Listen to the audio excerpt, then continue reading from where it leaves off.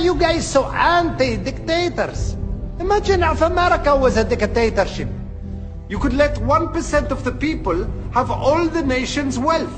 You could help your rich friends get richer by cutting their taxes and bailing them out when they gamble and lose. You could ignore the needs of the poor for healthcare and education. Your media would appear free, but would secretly be controlled by one person and his family. You could wiretap phones. You could torture foreign prisoners. You could have rigged elections. You could lie about why you go to war. You could fill your prisons with one particular racial group, and no one would complain. You could use the media to scare the people into supporting policies that are against their interests. I know this is hard for you Americans to imagine, but please try. I will tell you what democracy is. Democracy is the worst. Endless talking and listening to every stupid opinion. Democracy. Of that previous slide is that there is something hanging on the wall in the dining area of the Gold's House in Davos. And we're going to take a closer look at it because it's a tapestry. Very creative. And we're going to just zoom in and have a little look on it because this is hanging in the main area where all these people have been hanging out. And as you can see on the left, that appears to be a woman giving birth to a demon and producing a river of blood. And in the middle here, you can see, it looks a bit like Queen Elizabeth, a young Queen Elizabeth, but it's a woman in a headscarf. That's the kind of centre point of the tapestry. And above her head, it looks like the Tree of Knowledge. And is that not a Star of David? Above her to the right slightly. And then finally, is that Satan drinking from the river of blood coming from the woman giving birth to a demon? Isn't that rather strange, don't you think? For that to be in the room where they're all eating and where Jane Goodall and the King and all of these dignitaries are hanging out. But don't worry, we can trust these people. They definitely have our best interest at heart. Round of that kind of shit they talk about at the WEF like it's normal. Watch this. Entities in the world. After thousands of years, during which humans were the rulers of the world, authority and power will shift away from humans to computers, and most humans will become economically useless and politically powerless. Already today, we are beginning to see the creation of a new class of humans, the useless class. Just as the Industrial Revolution in the 19th century created the new working class, the proletariat, so now the artificial intelligence revolution is beginning to create the useless class. I can't tell if he's for or against the useless class.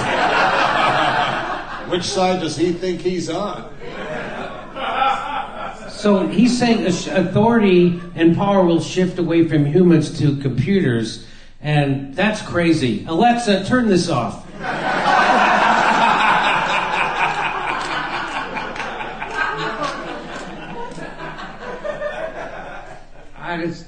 I hope that war never ends, otherwise humans will become completely useless, right?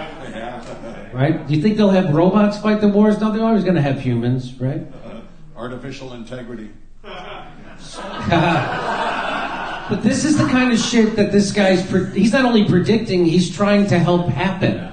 Right? It's like he's not just reporting it, he's like trying to set up systems that make this happen. Transhumanism, shit like that, which is what a lot of people are saying. That's why they want us to have no gender, and because they want us to start to be okay with being half robot and half human. That's the shit they're saying. I'm not making up that they're saying it. They're actually saying this stuff, and they're at the tippy top of society, and Davos and the WEF. And they're saying this stuff into cameras, and they don't think anything's wrong with it. Just like you just said, they just keep going. And they want to own you by means of making half of you something they produce. Yes, yeah. Right. Okay, well, thanks for coming. Okay, I'm just going to do a quick poll. Raise your hand if you're useless. Wow. I'm one of the old carbon units. I mean, that's quite a demotion from the working class, right? We went from the working class to the useless class. It's just boom, just like that. And he's ready to get rid of us.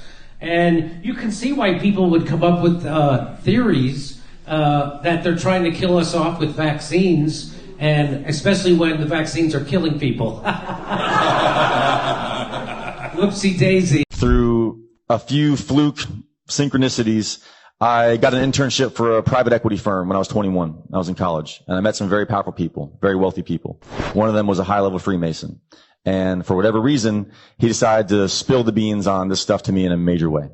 And he shared his opinion from an elite perspective on 9/11 and on the Iraq War and on a whole bunch of stuff that was happening at the time that's very scandalous and frightening to say out loud. But he told me a lot of crazy things, and that sent me down a rabbit hole that we could spend days talking about up here. And the conclusion of all of that is the fact that we have to emphasize our responsibility. And the only reason that they're winning is we're not sharing our light. And here's the key phrase that comes from all of this. After 17 years of spending a lot of time in this world and reading a lot about it, we're not here to fight the Matrix. We're not here to fight anything. We're here to make it completely fucking irrelevant. We're in the middle of a great awakening, and you're seeing the crumbling of the old paradigm, and you're seeing the emergence of what's happening new, both in the same space and the same time. In Newtonian physics, that can't exist. You can't have two objects in the same space, same time. But in a quantum reality, you can have everything in the same space at the same time, but they're vibrating at different levels. So you have the old paradigm, fear, worry, lack, limitation, scarcity, not enough jobs, not enough this, not enough that. That's not real. That's made up, And so what's happening is a crumbling of the old, where people are going to be forced to really get a sense of who they are, and stop leaning on external things like governments and politicians and things of that particular nature. I tell people the only authority you have is the authority of your own conviction. That's the authority. You can't outsource your authority to someone out there. Those people work for you. You don't work for them. They work for you. And so your attention has to be on what kind of life you want to live and how that can assist you to live that life. Now, if you don't have a vision, then they're going to tell you what your vision is. If you don't have your own possibility for your own life, then you're going to listen to these people, and they're going to run your life, you see. So the idea is that we're in a great awakening. Everything is shifting. The world of phenomena is moving really fast, and there's an emergence taking place. There's people becoming more sovereign, people taking their authority back, people that are saying hell no. I mean, it's very similar to the vibration of during the Vietnam War, when people woke up and said, whoa, wait a minute, we're going to go kill these people we don't know. Why? Why are we doing this? And nobody could give an answer. You know what I mean? So it's a stream of consciousness that's happening. And again, you don't see it because it's not on the news.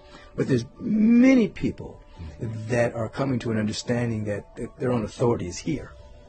It's their connection to the universe, not connection to a party, Republican, Democrat, Independent. It's connected to something else. But I think that's a precursor to something breaking down, to something else emerging. We have our inner authority connected to the presence. We begin to have a vision of the kind of world we want to live in. We start to walk in that direction. Again, the reporters are reporting from the old paradigm. We're seeking to report from something new that's emerging. That means you have to see the invisible in order to do the impossible. The highest frequency always wins. That's a law.